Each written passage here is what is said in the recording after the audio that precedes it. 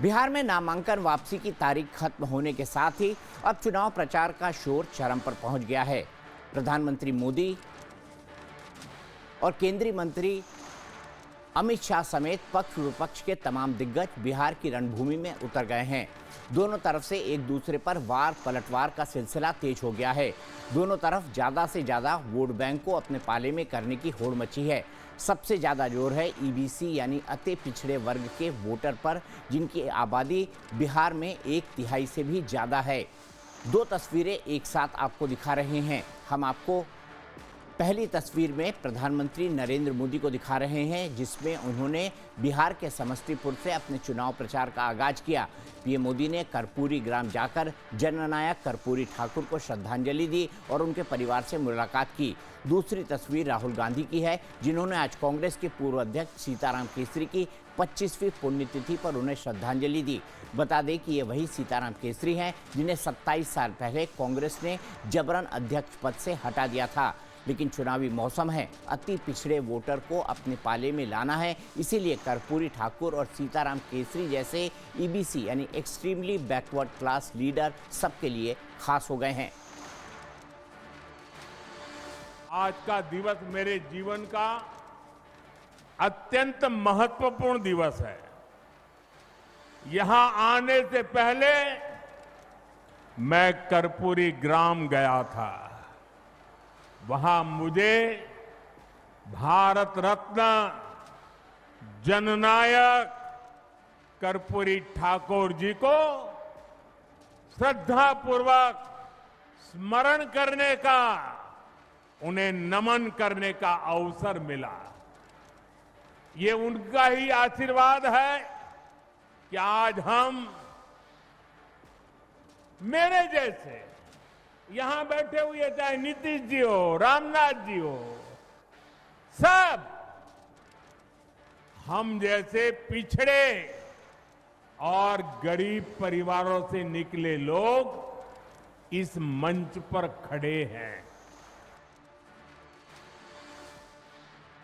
इस मौके पर पीएम मोदी ने जननायक कर्पूरी ठाकुर को याद करते हुए महागठबंधन पर निशाना साधा और लालू राबड़ी शासनकाल के जंगलराज की याद दिलाई। करीब 45 मिनट के अपने भाषण में पीएम मोदी ने 17 बार जंगलराज का जिक्र किया। भाषण के दौरान प्रधानमंत्री ने वहां मौजूद लोगों से अपने मोबाइल की लाइट जलाने को कहा और फिर लालटेन वालों पर जुबानी हमला कर दिया। आप सभी मेरा एक काम करेंगे, जरा अपना मोबाइल फोन बाहर निकालिए और अपना मोबाइल फोन निकाल कर उसकी लाइट चालू कीजिए, उसकी लाइट जलाइए जरा सबके सब। जिनके पास मोबाइल है वो जरा अपनी लाइट जलाएं। जिसके पास मोबाइल है, अच्छा आपका लाइट जल रहा है। अब आप मुझे एक बात बताइए, जब इतनी लाइट है, हर एक के हाथ में लाइट है, तो लालटेन चाहिए क्या? साथियों, पूरा देश आपको सुन रहा है, देख रहा है। बिहार को लालटेन और उसके साथी नहीं चाहिए। पीएम ने मंच से नारा दिया, नई रफ्तार से चलेगा बिहार, फिर आएगी एनडीए सरकार। प्रधानमंत्री ने कहा कि नीतीश कुमार के नेतृत्व में बिहार में एक बार फिर सुशासन की सरकार आएगी और जंगल राज वालों को बिहार दूर करेगा। प्रधानमंत्री के साथ मंच पर मुख्यमंत्री नीतीश कुमार भी मौजूद थे। पीएम मोदी ने बिहार चुनाव में रिकॉर्ड तोड़ जीत का दावा करते हुए कहा कि उनकी सरकार ने इंटरनेट का डाटा चाय से भी ज्यादा सस्ता कर दिया है। बेटा, इतना सस्ता कर दिया है। दुनिया के बड़े बड़े देशों में आज भी 1 GB डेटा 100-150 रुपये में आता है, लेकिन भारत में आपके इस चाय वाले ने पक्का कर दिया है कि 1 GB डेटा 1 कप चाय से ज्यादा महंगा नहीं होगा। साथियों, इस सस्ते डेटा का सबसे ज्यादा फायदा बिहार के मेरे नौजवानों ने उठाया है। ये जो रील्स पर रील्स बन रही है ना, सारी क्रिएटिविटी दिख रही है, उसमें भाजपा और एनडीए की नीतियों का बहुत बड़ा योगदान है। प्रधानमंत्री मोदी मंच से गरजते रहे, विपक्ष पर बरसते रहे, बार बार जंगलराज की याद दिलाते रहे। पीएम मोदी ने याद दिलाना भी नहीं भूला कि कर्पूरी ठाकुर की तरह वो खुद भी और नीतीश कुमार भी पिछड़ी जाति से आते हैं। साफ है, महागठबंधन की तरफ से ईबीसी के मुकेश सहनी को डिप्टी सीएम बनाने के बाद अब प्रधानमंत्री ने भी बिहार की चुनावी जंग में अति पिछड़ों को लुभाने का कार्ड खेल दिया है। नरेंद्र मोदी बिहार की जनता को ठगना चाहते हैं, ऐसा हरगिज़ होने वाला नहीं। बिहार की जनता सामाजिक राजनीतिक रूप से जागरूक है और बिहार की जनता जो है इस बार इस डबल इंजन से सरकार को हटाएगी, नया महागठबंधन का सरकार बनाएगी। गुजरात के लोग जो है बिहार को नहीं चलाएंगे, बाहरी बिहार को नहीं चलाएगा, बिहार का बेटा ही बिहार को चलाएगा। प्रधानमंत्री मोदी के चुनाव प्रचार पर आरजेडी समेत तमाम विपक्षी पार्टियों ने एक सुर में पलटवार किया है। तेजस्वी ने उन पर बिहार को ठगने का आरोप लगाया तो उनके सहयोगी मुकेश सहनी और साथ में चुनाव लड़ रही और अलग से चुनाव लड़ रही जनसुराज पार्टी ने भी पीएम मोदी पर पलटवार किया। जनसुराज पार्टी पहली बार चुनाव लड़ रही है। आदरणीय प्रधानमंत्री जी बोले, पहले 20 वर्षों का पाई पाई का हिसाब पहले जनता को दें, इसके बाद ही प्रधानमंत्री जी जंगल राज की बात करें। ये बिहारियों को जंगली बता रहे हैं। सबसे बड़े दल के रूप में राष्ट्रीय जनता दल है, जितने बिहार की जनता ने वोट किया सारे जंगली थे। आदरणीय प्रधानमंत्री जी बिहार की जनता को गाली मत दीजिए, पहले 20 वर्षों का काम बताइए, हिसाब बताइए कि क्या मिला बिहार को। बिहार के लोगों को ये सीखने समझने की जरूरत है कि गुजरात के लोगों के लिए 1 लाख करोड़ का बुलेट ट्रेन चल रहा है और बिहार के बच्चों को छठ में घर आने के लिए पैसेंजर ट्रेन भी नसीब नहीं है। तो मेरे भाई एक बार संकल्प लो और जिन लोगों ने आपके बच्चों का ये दुर्दशा किया है उसको पूरा सबक सिखाइए। इस चुनाव में इनको झाड़ू से मारकर बाहर भगाइए, नहीं तो आपके बच्चों को ऐसे ही गुजरात में जाकर मजदूरी करनी पड़ेगी। कि मोदी जी बिहार आते हैं, बिहार आए की मकसद होता है उनका बिहारी को गुमराह करना, बिहारी को गुमराह करके कैसे वोट ले लेना। उनकी नियत ही नहीं है कि बिहार में फैक्ट्री लगाने का, उनकी नियत है कि बिहार के हर एक युवा जो है वो अपनी जवानी और अपने बुढ़ापा जो है दूसरे प्रदेश में जाके कटाए, गुजरात में जाके मजदूरी करते रहे। इसी पर बात करने के लिए मेरे साथ 3 खास मेहमान जुड़ गए हैं। मेरे साथ रमनीश वत्स हैं जो कि नेता हैं बीजेपी के, डॉक्टर दिनेश पाल हैं प्रवक्ता हैं आरजेडी के, और असित नाथ तिवारी हैं प्रवक्ता हैं कांग्रेस पार्टी के। सबसे पहले रमनीश वत्स जी आपसे ही शुरू करूंगा। 20 साल का हिसाब देने के बजाय आप जंगल राज क्यों कहते हैं, ये भी थोड़ा समझा दीजिए। 20 सालों का हिसाब कहां गया? जी, सबसे पहले दीपक जी आपको बहुत बहुत नमस्कार, धन्यवाद। और दूसरी बात मैं कहना चाहूंगा कि शुरुआत आपने बहुत अच्छी बात कही कि जंगल राज का हिसाब क्यों ना दिया जाए। सबसे पहली बात है कि बिहार अब 1990 वाला नहीं रहा, ये बात तो समझने की जरूरत है। वो दौर चला गया जब अपहरण, भय, आरजेडी के नेताओं के इशारे पर कानून जो है घुटनों पर रहता है। आज भारतीय जनता पार्टी और जेडीयू की सरकार में आप देख सकते हैं कि बिहार में कानून का राज है और विकास का रास्ता खुला है, और आज उस रास्ते का नाम है प्रधानमंत्री मोदी जी और नीतीश जी की जोड़ी। फिर बात करें कि तेजस्वी यादव और राहुल गांधी ने दोनों ने वायदों के पिटारे बहुत सारे खोले हैं। कानून काम का नहीं, लेकिन बस ट्वीट और बयानबाजी इनकी तरफ से आता है। तेजस्वी यादव जी ने कहा था कि अभी हालिया में कि 3.25 करोड़ हम जॉब दे देंगे।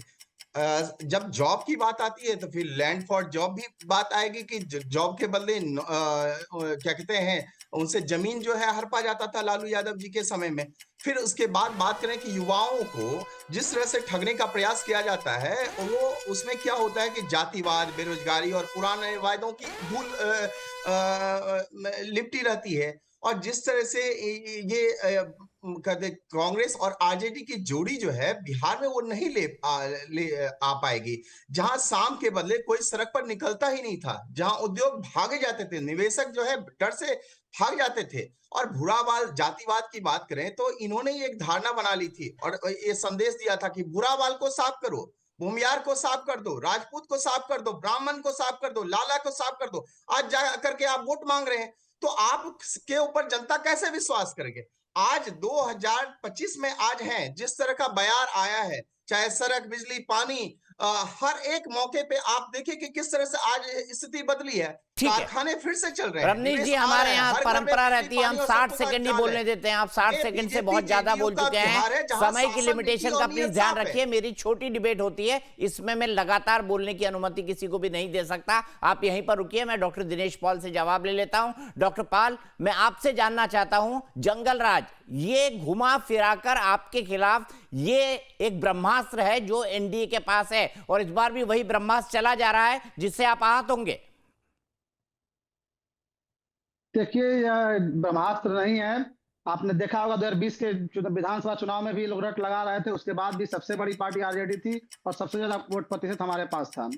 आज आप जब मोदी जी जिस कर्पूरी ग्राम में गए थे, आपको पूरा देश जानता है कि जब कर्पूरी जी अति पिछड़ों के लिए आरक्षण लागू किए बिहार में 1978 में, तब उन्हें मुख्यमंत्री पद खोना पड़ा, लोग विरोध किए। और 1990 में जब वीपी मंडल साहब ने आरक्षण दिया ओबीसी को, तो भी कमंडल यात्रा निकाले, लोग विरोध किया और उनकी कुर्सी गई। तो ये लोग आरक्षण के विरोध है। आप दूसरी बात, जब एक कर्पूरी जी के यहाँ गए थे तो कह भी रहे थे कि पिछड़े अति पिछड़े कर्पूरी जी की तरफ से आए हैं।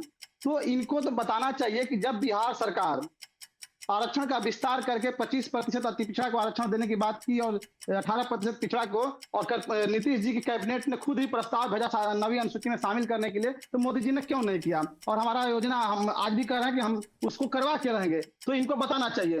दूसरी बात, ये आगे छठ पे भाषण दे रहे थे। बिहारी से बढ़िया छठ के बारे में गुजराती नहीं समझ सकता है। और गुजरात में आपने देखा होगा, एक वीडियो वायरल हुआ था, 3-4 किलोमीटर तक लंबी लाइनें लगी थी बिहारी छठ को लौटने के लिए। इनका रेल मंत्री कहे थे 12,000 हम ट्रेन चलाएंगे। कहाँ है 12,000 ट्रेन? क्यों उतनी लंबी लाइन लगी? उसको बताना चाहिए। क्यों इतनी गरीबी है कि लोग गुजरात जा रहे हैं? गुजरात में, बिहार में फैक्ट्री नहीं लगा रहे हैं और बिहार के मजदूर जाकर गुजरात में भर रहे हैं। ठीक है, चलिए रुकिए, आप भी रुकिए डॉक्टर दिनेश पाल, आप भी रुकिए। मैं रमनीश वत्स जी से सवाल लेता हूं। रमनीश वत्स जी, मेरा सीधा सवाल है, भाई आपने तो बड़े दावे किए थे कि छठ पे ये हो जाएगा, वो हो जाएगा, 12,000 ट्रेन चलेंगी, लेकिन बात तो दिनेश पाल जी सही बोल रहे हैं कि जहां पे देखो बिहारी प्रवासी लोग धक्के खा रहे हैं रेलवे स्टेशनों पर। ये देखिए, ये जिस तरह के वीडियो आप सामने आप देख रहे हैं, ये पुराने वीडियो हैं, सबसे पहली बात। दूसरी बात है, जिस तरह की सुविधा आज पहली बार ऐसा हुआ है कि छठ में आज बिहारी जितने भी आप देख लीजिए, चाहे गुजरात से, मुंबई से, महाराष्ट्र से, अलग अलग देश के कोने से वो बिहारी आ रहे हैं, बिहार को लौट रहे हैं। और आप देखें उनके लिए जो सुविधा अश्विनी वैष्णव की तरफ से जो हुआ है, पहली बार प्रधानमंत्री मोदी जी की तरफ से हुआ है। आप आज हजारों ट्रेन ऐसी चल रही है। फिर बात करें कि जिस तरह के पिटारे इन्होंने खोले थे, चाहे तेजस्वी यादव की, तो उन पिटारों में तो यही आता है, अपहरण, फिरौती, और जिस तरह से गुंडागर्दी, अराजकता और हिंसा का माहौल बना रहता था। और आज भी उसी तरह का हिंसा का आप देखिए कि किस तरह से दिग्भ्रमित करने का प्रयास कर रहे हैं। आज इन्हीं के नेता जो है, एक राहुल गांधी जी ने नारा दिया, वोट चोर गद्दी छोड़, लेकिन इन्हीं के नेता आज कांग्रेस के बिहार में क्या करें? वो करें टिकट चोर गद्दी छोड़।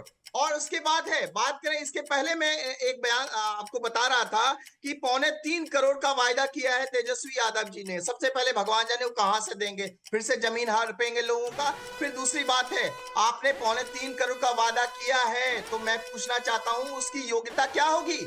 8वीं पास जो मुकेश सहनी है, 9वीं पास जो तेजस्वी यादव है, कुछ तो योग्यता आप सेट करेंगे ना कि 9वीं फेल को आप फिर से योग्यता का कुछ तो पैरामीटर रखेंगे ना? क्या रखेंगे? तो मैं कहना चाहता हूं कि हमारे सीएम कैसे हो? तेजस्वी यादव जैसे जो कि 10वीं पास नहीं कर पाया, मुकेश सहनी जैसे डिप्टी सीएम होने चाहिए जो 8वीं पास है। क्या होना चाहिए? हम बिहार की आम जनता को क्या संदेश देना चाहते हैं कि हमारे बिहार में कोई नेता है ही नहीं? ये वाकई में नेता नहीं है।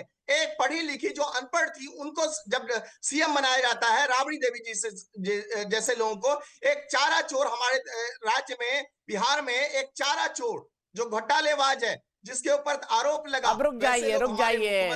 हमारे सर समय पे में मुख्यमंत्री बोलना पर बैठा। सीखिए रमनीश वत्स जी, समय में बोलना सीखिए ना। आप गाड़ी भगाते तो बड़ी तेज भगा लेते हैं। मैं तिवारी जी के पास जाऊंगा। तिवारी जी बताइए, 25 साल बाद आज एकाएक चचा केसरी कैसे याद आ गए? रुक जाइए दिनेश जी, रुक जाइए। आप ही के सहयोगी हैं जिनको बोलने का मौका दे रहा हूं, कांग्रेस पार्टी के, आप ही महागठबंधन के हैं। तिवारी जी बताइए, कैसे 25 साल बाद आपको चचा केसरी याद आ गए? चचा केसरी हमेशा याद थे। वो कांग्रेस का राष्ट्रीय अध्यक्ष रहे, कांग्रेस का कोषाध्यक्ष रहे, और जिस बिहार से उनका ताल्लुक रहा, उस बिहार के सदाकत आश्रम में कुछ दिन पहले जब पुण्यतिथि थी वो भी मनाई गई थी, जयंती भी मनाई गई, तो उनको किसी ने भूला नहीं। एआईसीसी में तो नहीं मनाई जाती थी। आज तो राहुल गांधी जी स्पेशली गए ईबीसी वोट बैंक के लिए। नहीं, ईबीसी वोट बैंक का उनसे क्या संबंध है? कर्पूरी ठाकुर हमारे नेता थे, हम उनको याद करते हैं। तो आप कहिएगा पीवी नरसिम्हा राव को फूल इसलिए चढ़ाते हैं कि ब्राह्मण वोट मिल जाए, ये कोई मतलब थोड़ी है। हमारे नेता हैं, उनकी जयंती होगी, पुण्यतिथि होगी तो हम उनको याद करेंगे, नमन करेंगे। वोट अलग चीज है, इससे वोट का क्या लेना देना है। और ये कर्पूरी गांव क्यों गए मोदी जी? कर्पूरी जी की सरकार किसने गिराई? तब जनसंघ था। और दीपक चौरसिया जी, आपको जान के आश्चर्य होगा, इतना शर्मनाक नारा लगा। कर्पूरी ठाकुर जी ने रात में ओबीसी के लिए आरक्षण का प्रावधान कर दिया।